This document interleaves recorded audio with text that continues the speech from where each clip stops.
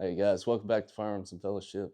So on the bench, I've got the Winchester 72, and I also brought out the Remington 512.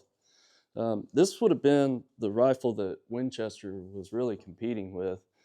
Winchester wasn't known for their bolt action guns, and this being their first foray into a tube fed, that was the big thing, a higher capacity magazine. One thing that I'd noticed right off the top, uh, that's kind of a big difference, I think, is the safety on the Remington is big, and it's really easy to engage and disengage.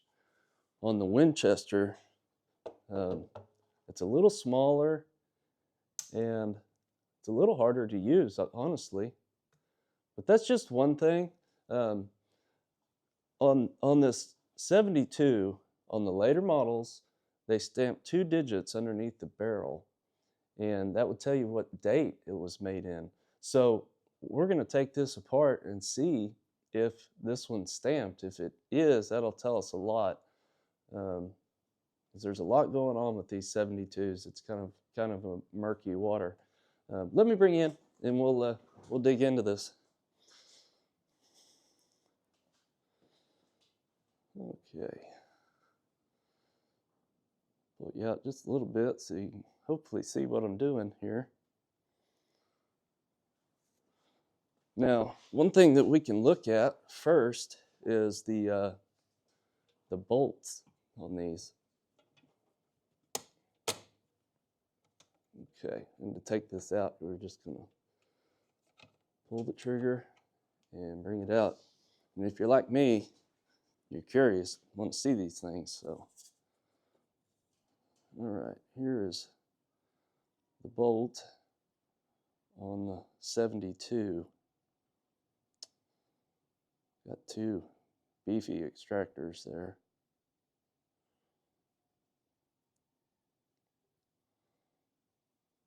And this one has a slot here. I'm not sure how this comes apart, but I'm thinking you probably have to drive that pin out, and then it screws out and comes out that way. But we're not going to mess with that today. Now let's look at the Remington bolt in comparison.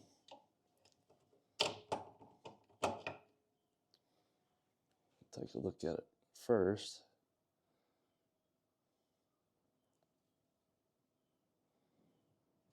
It also has 2 beefy extractors.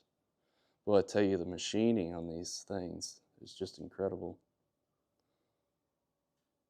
I've had bolts that my Remington Model 34, man, the edges are so sharp you could cut your finger. So let's look at them side by side.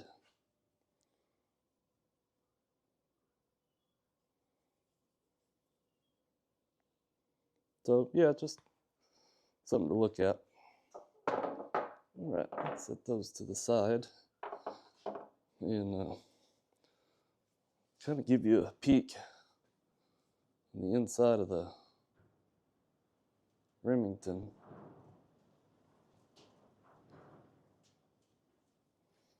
All right, we'll put that over here. And let's get this apart. We're going to need our screwdrivers.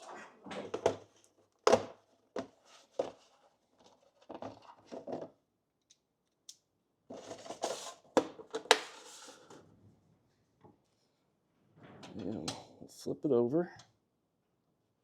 Now they made these so that you could use a coin to get into them.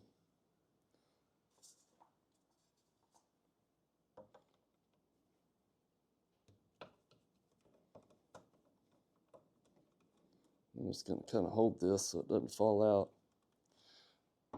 And you can see it's got some knurling on the screw here, or bolt, I guess I should say. Okay, let's get that out of there. Okay, so here's the trigger group.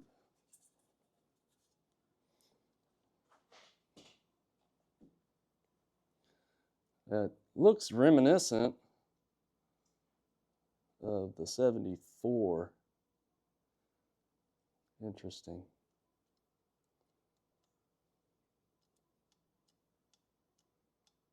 See how that works, and see, maybe see why the safety is a little sticky. Here's the internals. For those of you that are scholars of these things, you'll know there's some differences over the years in this part right here. Okay, now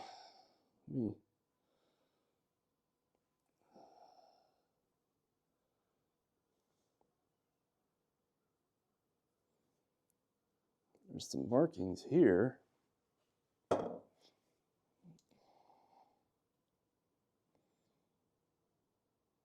753, and just with the naked eye, I don't see anything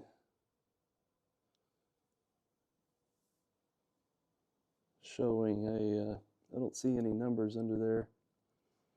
Let me put a flashlight on it.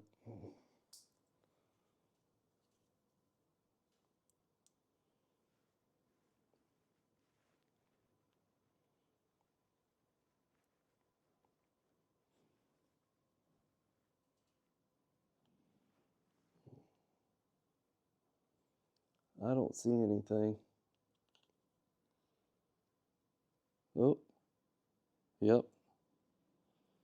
There is something there. Huh. I'm gonna have to let me get a magnifying glass. I'd like to be able to see it without taking the magazine tube off, if I can.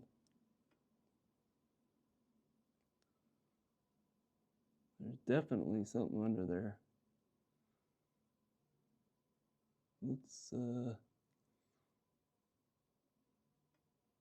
There looks to be a few numbers under there, actually.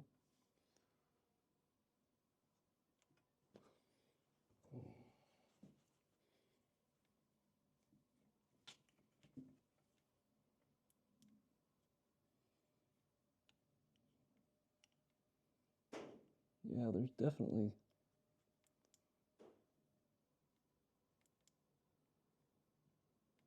the light's going out, of course. Huh. Well, we know there's something under there. I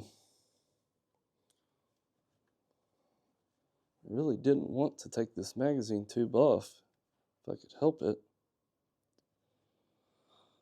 You know what I'm going to do? I'm going to do a little bit more research on this because it looks like there's maybe 4 numbers underneath there. So if you guys know something about it, man, put it down in the comments. I'd like to know what you guys have to say. Thanks for watching. God bless.